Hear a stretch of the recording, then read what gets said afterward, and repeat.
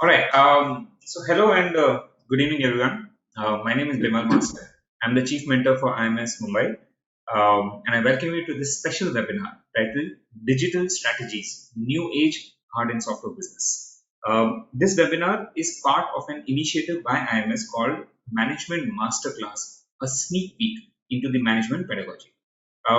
This initiative is the result of our constant endeavor to impart and enhance our students' knowledge. We've conceptualized these sessions so that our students get a first-hand experience in B-School pedagogy, right, by expert faculty members on different subjects being offered in an MBA course. Uh, it's akin to attending an introductory B-School session on the given topic, right? It will help you to get a gist of important subjects and be equipped in making better selections for your MBA courses. Now, coming to our topic for today, we're talking about digital strategy. So, a digital strategy, sometimes called a digital media strategy, is a plan for maximizing the business benefits of data assets and technology focused initiatives. A successful digital strategy requires a cross functional team with executive leadership, marketing, and IT members. It involves breaking down the silos between information technology leaders and those of other customer facing departments to deliver a consistent digital customer experience. The key takeaways from today's session will be: firstly, what is the new age economy and digital economy strategies? Second, what are the changing ways of business? And third, what will be the new skills required, to be relevant, both hard as well as soft skills? Uh, so, to throw more light on this exciting subject and to present his perspective on the topic, I'm pleased to invite Dr. Rahul Singh, Professor and Chair for Strategy, Innovation and Sustainability at Birla Institute of Management Technology, BIMTECH. Dr. Singh is the founding chair of the Executive Education Program. His domain of work has been strategy, globalization, emerging markets analysis, sustainability, and digital transformation. He's a visiting professor at FH Joanneum University in Austria and KETGE Business School in France. He's also a global SID EdTech committee member at TIE Global and a charter member for TI Delhi chapter. Um, he's an academic council chair at the Analytics and AI Association of India, a lifetime member of the Institute of Directors India, and many other such professional and business councils in India as well as abroad. So it is wonderful to have you with us today, sir. So welcome to this session, right? So, Dr. Singh, without any further ado, may I now request you to address us. Yes. Hi everyone. Good evening. I understand, you're coming from different places, preparing for MBA, and this is a little difficult time in sense that you have to organize yourself better for the interviews because interviews have just begun now. Yeah.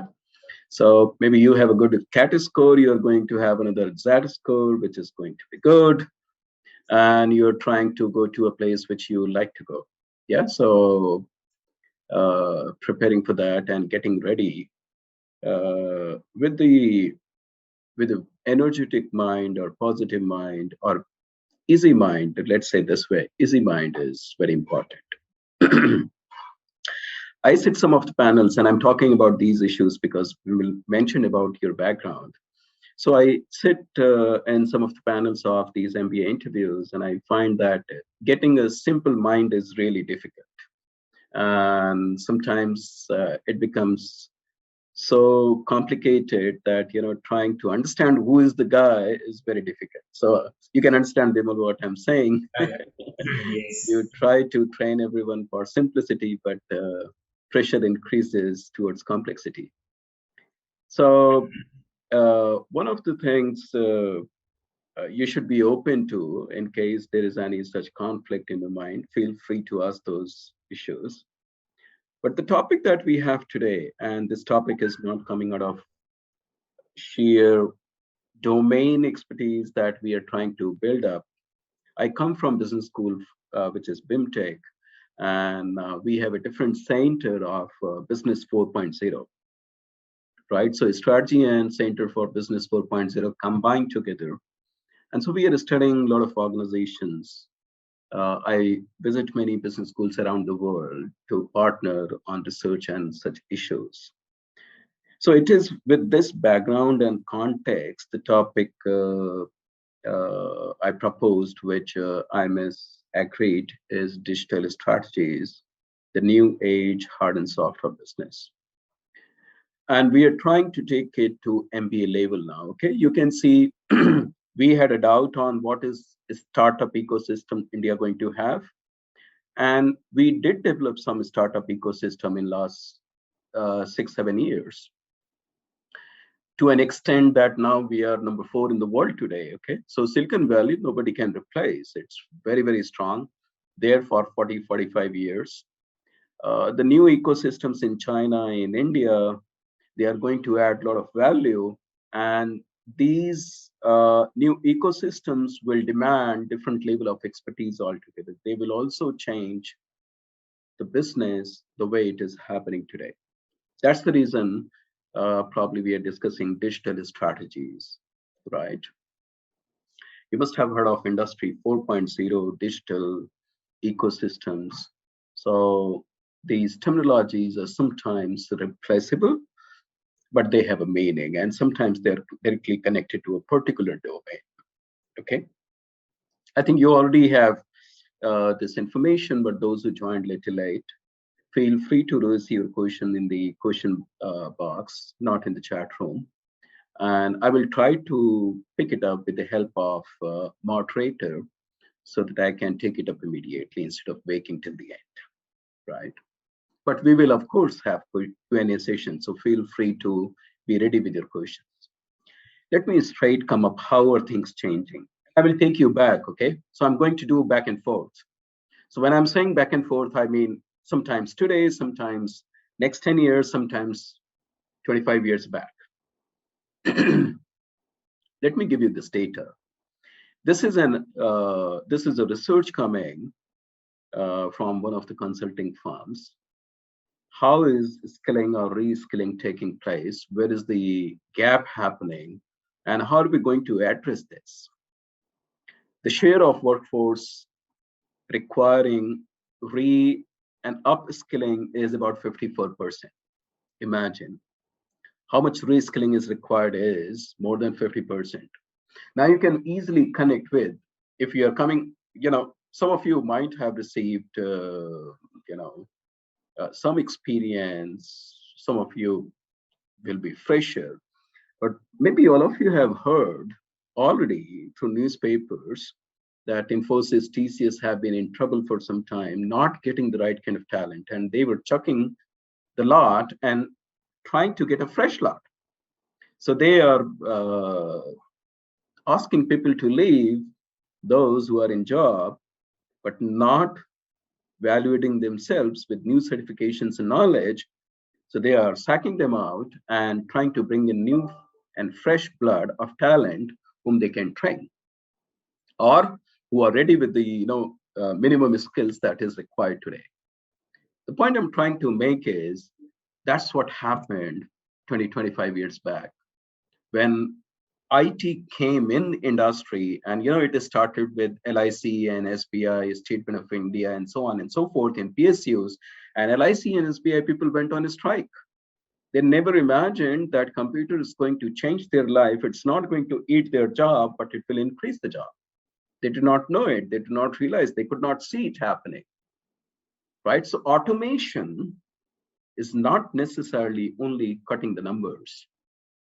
We are having automation happening from last 100 years, people being replaced by machines, but we are having more number of jobs.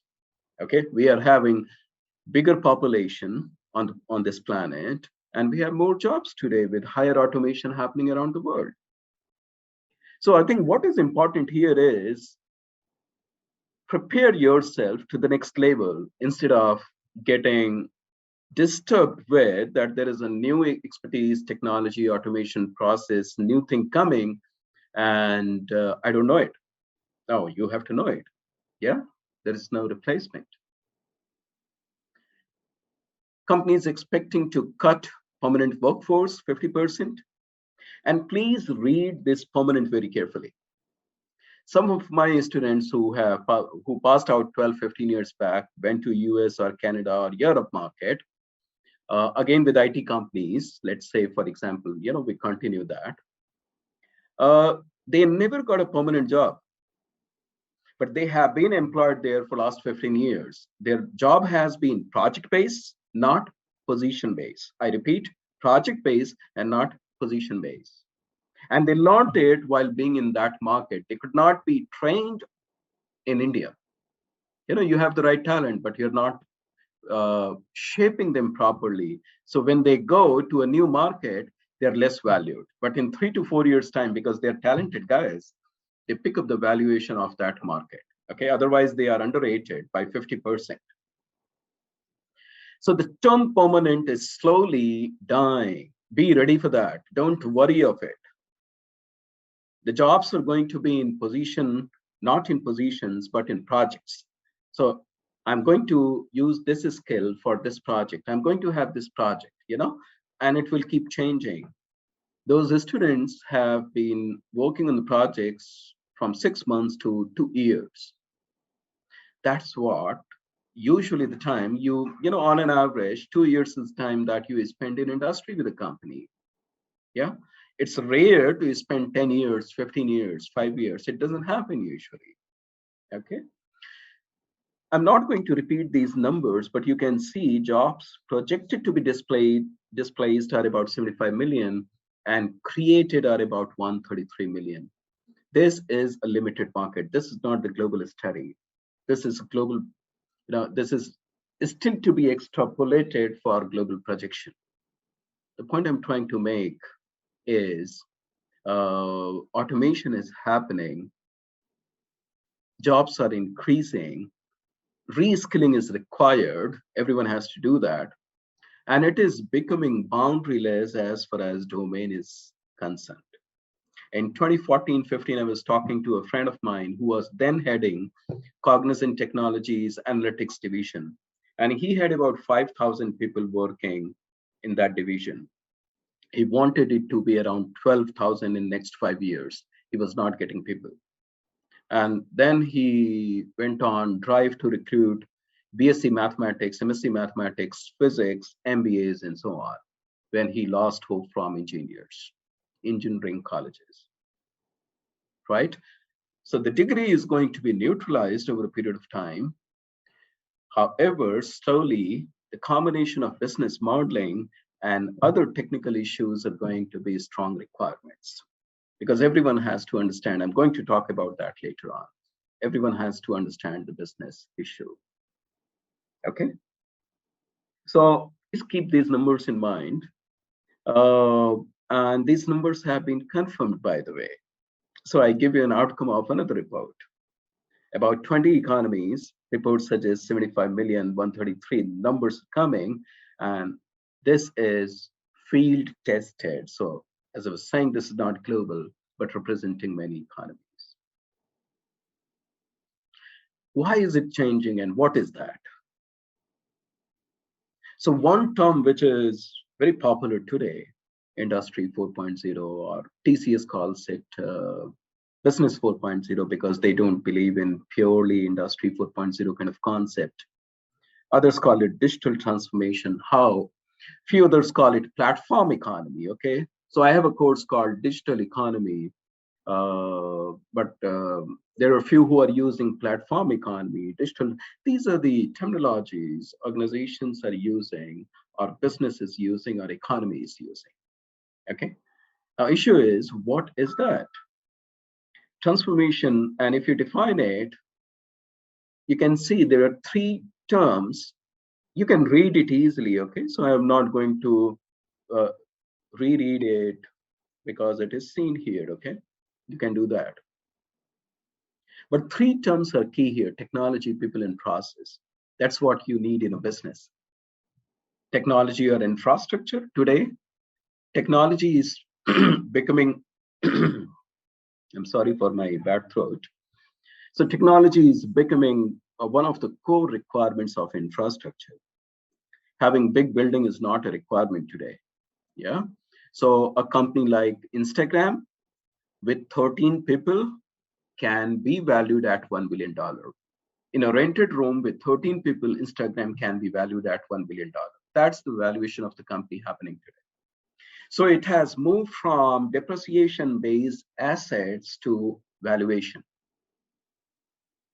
Value creation process is important, and value creation is happening through technology, which is your infrastructure, people, which is your talent, and process, which is your value creation system,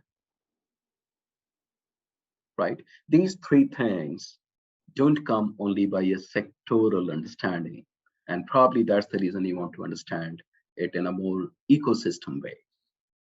Okay, probably this becomes the base to do um, MBA from a good university or a good business school. And it could be anywhere, right? Where does it coming from? Why are we talking digital, right? How is digital making sense? Why is it important? So there is an evidence. Although it is known to you already, maybe you have come across this data. I'm just giving this data as confirmation. Why is it important? Okay. So before I go further, I'll just quickly check if there is any observation or question. I will come on Industry 4.0. We have started talking about it, but I'm going to talk about it. Let me build the context, friends. Sure. Second observation is what point you wanted to convey while giving example of TCS and Infosys firing people and bringing fresh talent, reskilling. So what I'm trying to build on is that organizations, just not in India, but even outside India, they want reskilling to happen. Usually the ratio is 80-20 when it comes to revenue sheet of any organization. But in India, it is little different, right? So in India, it will be somewhere 95 plus from the regular kind of job in IT industry, the knowledge creation industry. We do not create knowledge from our IT talent, but this IT talent is used by foreign companies. Let's not say foreign companies. I don't want to bring an Indian and foreign element in that.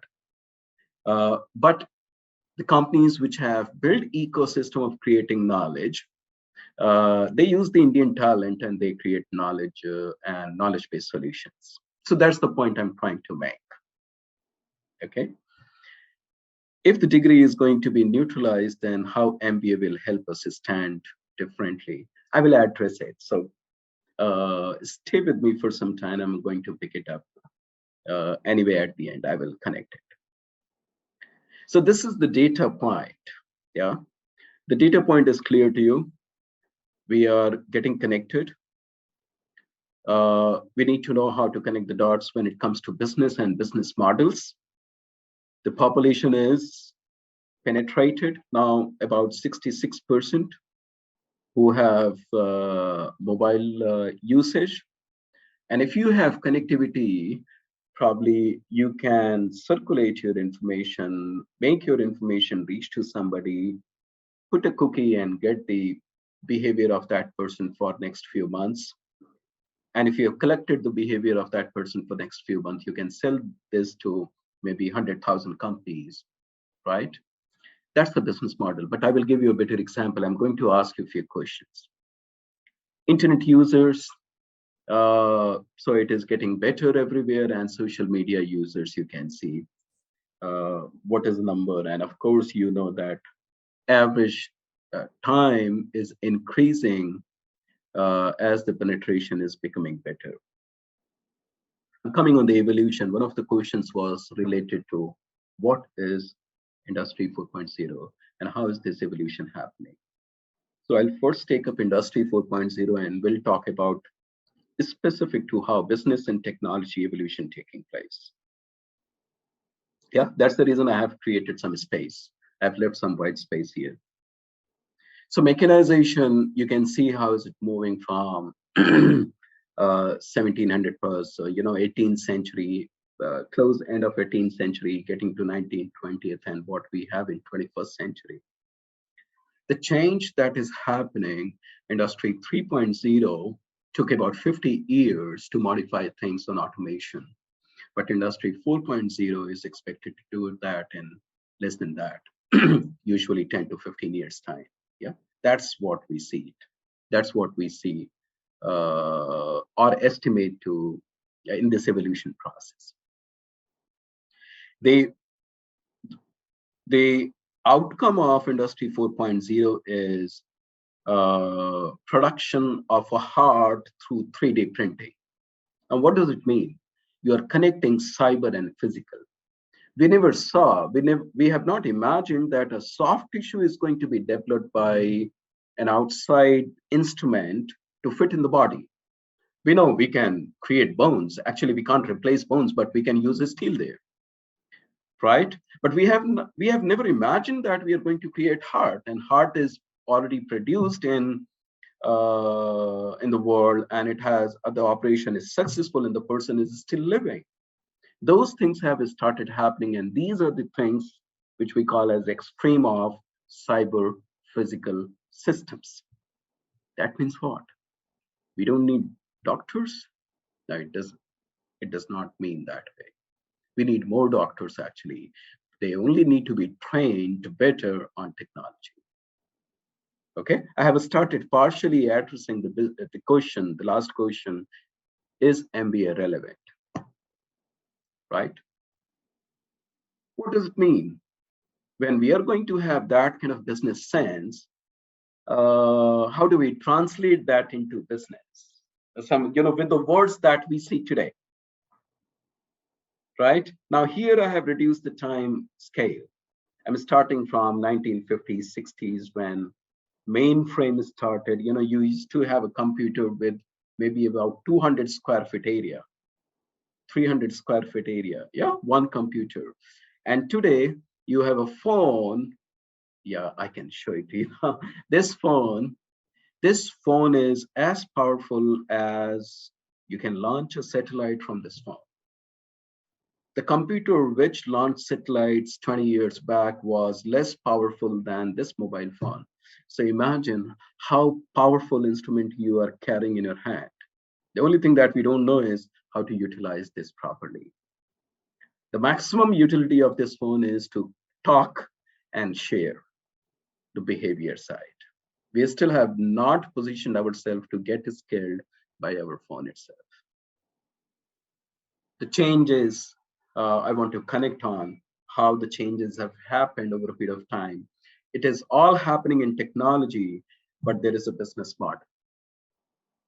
And that's the reason we have more MBAs today, right? So there is a business model to sense that business model and take it to the market is the job of an MBA. That is not done by any agriculturist or biotechnologist or engineer per se. I will also give you to share with you the failures if it is done by those who are domain experts, okay? So you can see the evolution happening, the Web 2.0 cloud, mobile, big data analytics, 5 years back, you were listening about that. Now IoT, Internet of Things, machines talk to themselves, you don't need an intervention. So a car moving here and a bike coming from here will talk to each other because they have sensors. They don't need to make a phone call by the owners of the cars and bike, okay? They will talk to each other by sensors. They are smart machines and they are creating data. And that's how the business modeling is happening. That's where the analytics is happening. The next, what after this, and then this is getting converted to artificial intelligence. And the next that we are talking about is quantum computing. Once you have the quantum computing in business, we are still in experiment mode. If it comes, let's say, in business in next 5 to 7 years time, I think you are going to change the whole model that we have today. Today, we consider this is quite advanced. In 5 years, you will have a very, very different model. Because the speed of calculation will nearly go to infinite level in combinations of possibilities.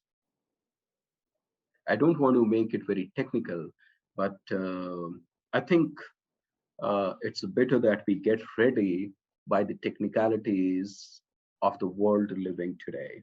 Okay, we should not avoid it. We should be equipped with those changing models that we have today.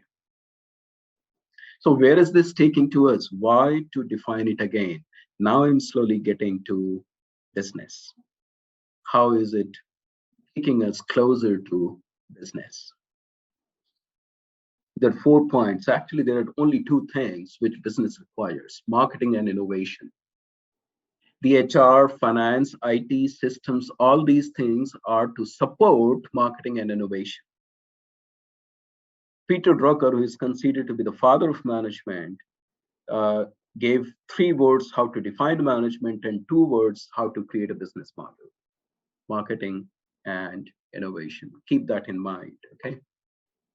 What do? They create new customers. You don't see an advertisement of Apple, but it is selling highest. It is the biggest company, right? May not be in terms of number of products, but in terms of revenue globally, right? Create new customer experience. Alibaba, Apple, improve operational efficiencies, create such a value chain which cut the cost and move things. Honda makes a car in 33 seconds. Come on. That is the process efficiency. Who beats them? Generate new revenue streams. Now, please answer me. You have all heard always there is a equation of demand and supply, right? You create a product that needs a raw material. If it is a service, there is always an information cost. In service as well, okay? People in office, they're all infrastructure or enabling systems. But what does Google or Facebook do? What do they do? I'm sorry. What do they do? What do these organizations do? What is their raw material? Your information. Who is paying for that? It is your time, your phone. Come on, you never imagine it, right? Your time, your phone, your cost of internet. That means for the raw material of Facebook and Google, you are paying, and actually they're not paying anything. They're actually benefiting. Their raw material cost is in minus. It's not zero. So something that they could have spent, you're already doing that. Okay, so by receiving information from you, they're already earning money. They are a plus. Without selling it, without processing the data, they are in plus. This is what I call new revenue streams. The sense of having a loss-making company is slowly fading. Now the companies are going at a level where they are evaluated for profit and loss both. And they are still not sold. They are not still underrated. Yeah. Hardly any aggregation company made profit. There are few examples. Nobody in India who is in aggregation mode.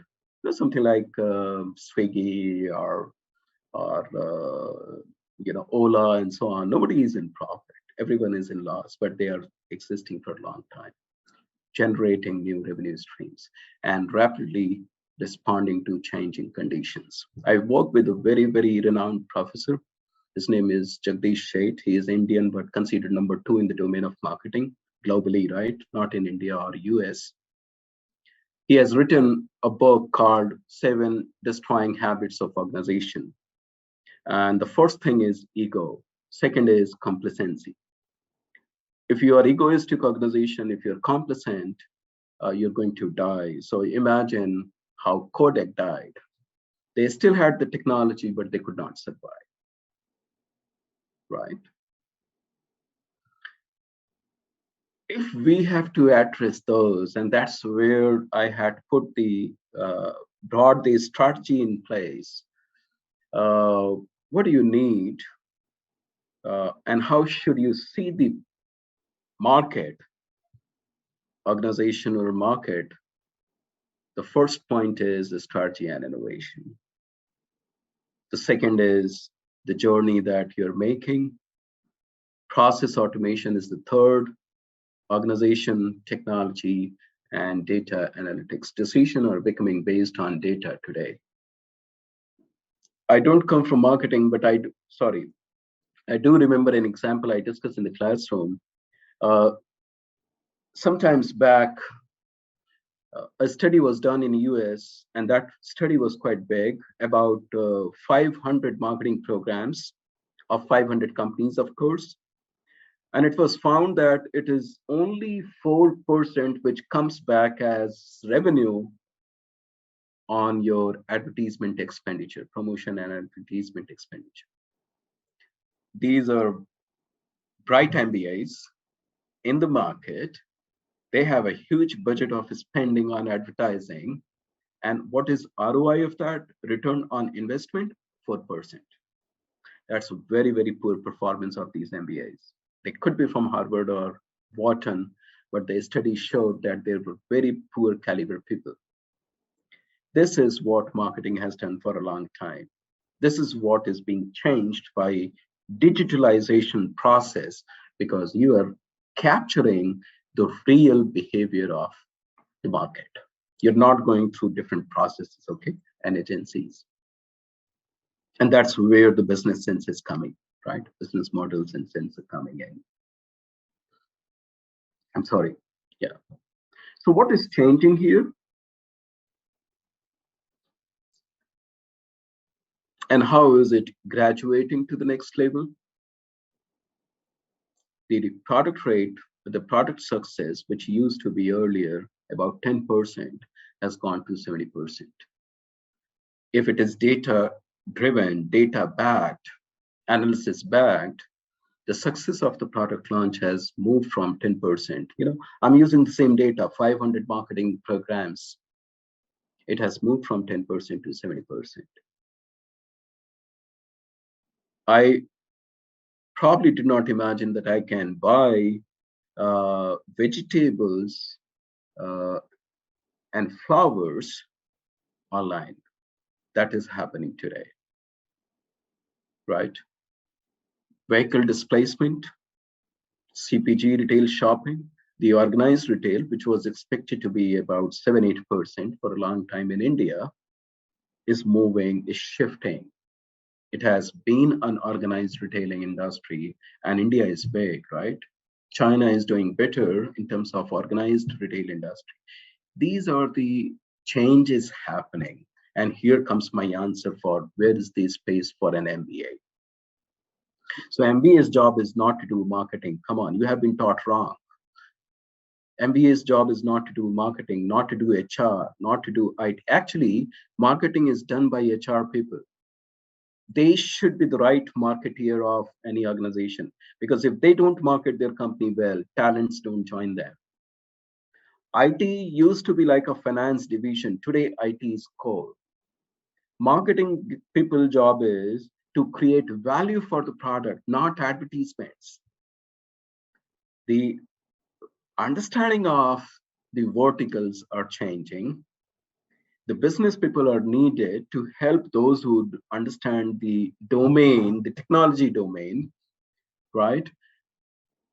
One of my students was doing PhD under me, and we found 12 companies have exceeded. Why do you curse only politicians when these dam projects get delayed? The flyover and dam and so on. The world-class companies delay their project because there is a poor project management. These are world-class companies. They increase in their cost and time and overrun by 35 to 45%. Imagine a 5,000 crore project going to 7,000 crore. Who will pay for this? Customers at the end. Those are the things which are getting better slowly. Those are the places where better MBA is needed, so that engineers and MBA, the design thinking terminology, I think you have gone through that concept. They can start producing better results. Okay, I'll quickly have a look on if there is any other point contributing to this. And then I will go to my last point before I open up to the next level of questions. I will talk about the skills, yes. Thanks, Samideep. Can you talk a bit about future of global MBA degree? Sure, Tina, I will address that. Industry 4.0 talks about IoT.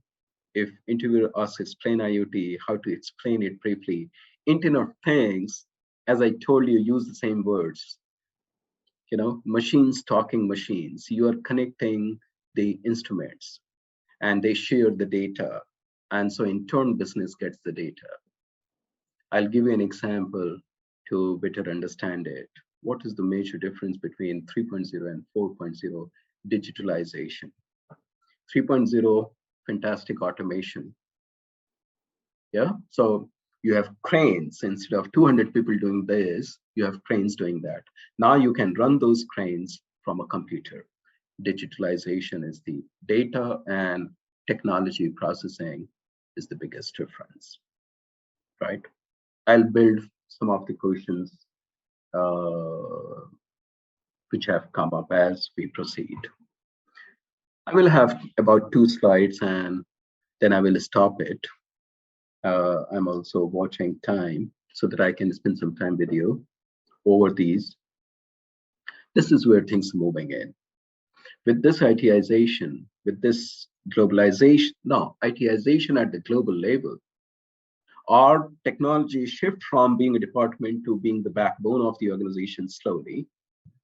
How is this going to change? And don't take me wrong, I'm not only talking ITization of the world, but this is my topic. That's the reason I'm introducing it with higher passion, okay? The terms you have seen, the process side or the talent management side, what we see here is talent management is one of the biggest issues that I've highlighted. Why am I highlighting is because it demands quite high attention. You can see that service management is 13 and the next one is talent. We have not given sufficient time to talent management, by the way. We don't produce the right kind of talent. And it's not fault of the talent, it is fault of the system. Universities are not preparing themselves. Companies are in hurry to use the talent which is coming to them, because in India everything is in demand and companies want them to be delivering from the day one instead of giving some time to train them. Yeah. So talent has stayed on hold for some time. In addition, about 250 to 270 global companies have come to India, leaving their place because there is talent in India, and they have recruited those who are ready material within Indian market and considered to be good. Okay, that means many global companies or Indian companies would not be able to get them because the probably arbitration or negotiation in the salary is very high. If I'm spending $3 in US on somebody, probably I will spend only 1.5, but Indian companies would give 1. So the 50% difference is quite high. Okay, for me as US company, it is still cheap at 50% cost. Those are the changes coming in the market. And these changes and struggles have made the global organizations think that a candidate, if has to grow in the top, need to have experience of a developed market and an emerging market like India. Only Indian experience would not count, or only US or European experience would not count. This is one of the reasons why the Indians become CEOs or they grow in the top ladder very fast, because slowly it has become norm. Okay, this is unsaid norm, but slowly boards have started dealing with these kind of issues. Closing on some of the issues, points, I'm slowly wrapping up now. What kind of talents do we look at? And this is primarily addressing to technology. As I said, I'm talking more on the digital strategies today. It's not addressing everything, but my slide is last one is going to be talking both. Okay. So when you look at Some of the studies like World Economic Forum or McKinsey or Deloitte, McKinsey does not primarily directly reflect on the numbers, but Deloitte and WF and so on, they find out some of these terms. Data scientist, probably going to be uh, going to be looked like more engineer, but believe me, it is not. Uh, TCS comes to BIMTECH and says we need qualitative data scientists. BIMTECH has only MBAs or many other schools. I'm talking only BIMTECH, but I'm taking that example because I come from that. I have the number and recruits about 42 students from here. I remember my days when TCS used to come to Indore in IMS, and IMS was one of the best institutions that time, and they recruited the same numbers from MBA, right?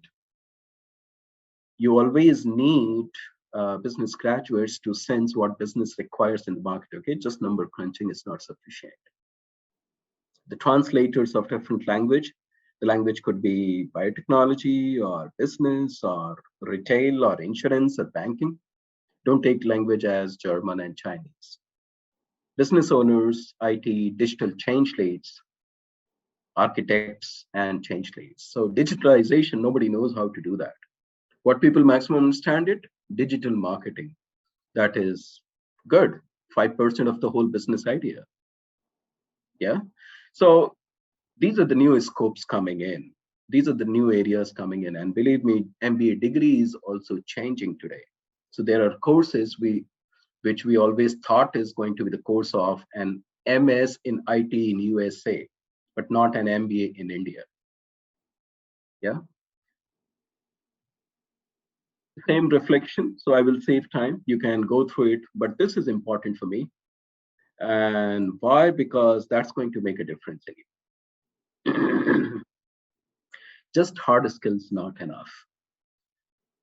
Hard skills are not about financial planning, 4 Ps of marketing, and HR and OB. Hard skills are about how do you think. And I started with that, if you remember, okay? Think simple. I have found very difficult, even in MBA batch, which we have.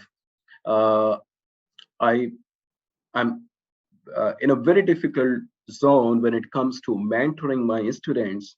I accept only 4 5, but at the end, it is the task is that I'm able to convert them to be simple minds so that they can think clean. Okay, and that's how we try to develop them. But then they are able to win the national awards. They win competitions. Critical thinking, analysis, problem solving. These are the hard skills. The soft skills are communication, leadership, adaptability, emotional intelligence, and so on. How do you work in a team, which is collaboration? These are the soft skills, right? So, what I wanted to achieve from the topic that you have, digital strategies, how is the context coming in? Where are things changing? Which are important and specific verticals changing, and what kind of skill sets connected to that? Thank you for joining us, and see you guys around next time. Okay. Thank you. Bye.